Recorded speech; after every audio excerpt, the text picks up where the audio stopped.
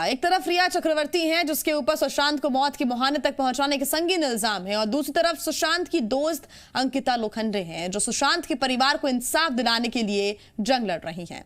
अंकिता ने कई ऐसे सवाल उठाए हैं जो खुदकुशी की गुत्थी सुलझाने में अहम कड़ी साबित हो सकते हैं। आसमान में जब तक सितारे रहेंगे, हम एक दूसरे के सहारे रहेंगे।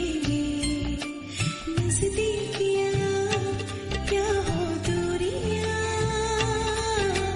बस प्यार ही रहेगा दरमियां। ये उस पवित्र रिश्ते की जरूर कोई डोर ही होगी जिसका एक सिरा आज भी सुशांत से जुड़ा है और दूसरी तरफ उस प्यार के उस पवित्र धागे से बंधी है अंकिता।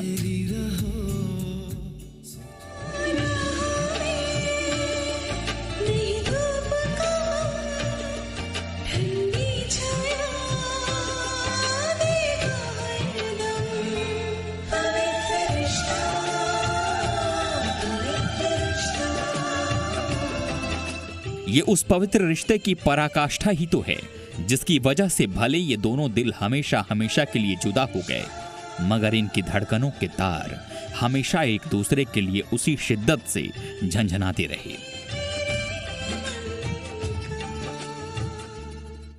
तभी तो सुशांत की संदेहजनक मौत के बाद अंकिता ने अपने ऊपर खामोशी का लबादा नहीं ओढ़ा, बल्कि सारी दुनिया को अपने उस सच्चे दोस्त के दर्द की दास्तान सुना रही है जिससे उसे इंसाफ मिल सके।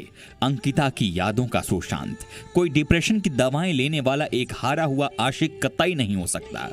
सुशांत तो हंसमुख था, खुशमिजाज था, मजबूत था।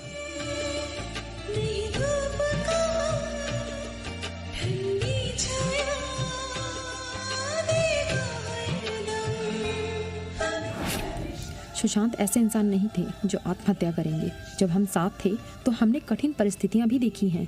वह एक खुश मिजाज इंसान थे। मैं उन्हें जितना जानती हूँ वह एक डिप्रेस्ड इंसान नहीं थे। मैंने जिंदगी में कभी सुशांत जैसा इंसान नहीं देखा।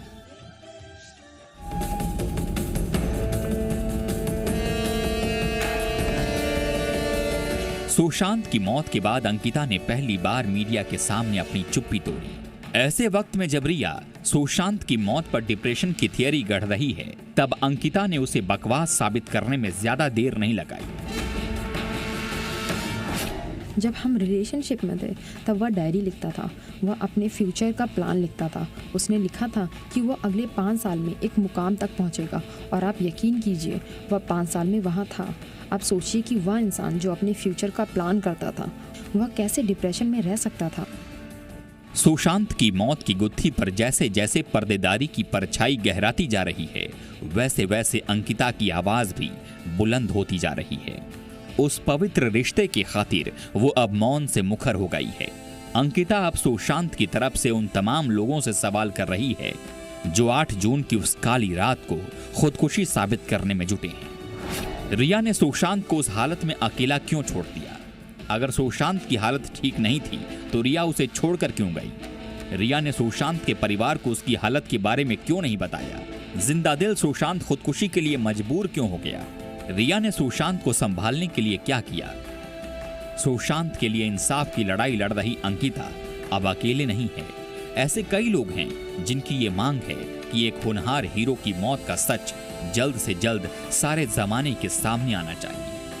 सुशांत सिंह राजपूत के जो बहुत नजदीकी के लोग थे, जो बहुत करीब थे, जिसमें अब देखिए कि उनके बॉडीगार्ड, अब उनके फिजिकल ट्रेनर, उनकी जो गर्लफ्रेंड है, इन सबसे बातचीत जो अब की जा रही है 44 दिन के बाद, ये पहले क्यों नहीं की गई? तो कहीं ना कहीं आपको ऐसा लगता है कि कहीं ये जानबूझ के या किसी के दबाव में तो नहीं हो रहा है। सुशांत की मौत से जुड़े सवाल तो कई हैं, अब बस इंतजार उस दिन का है जब पुलिस इन सारे सवालों के जवाब तलाश लेगी।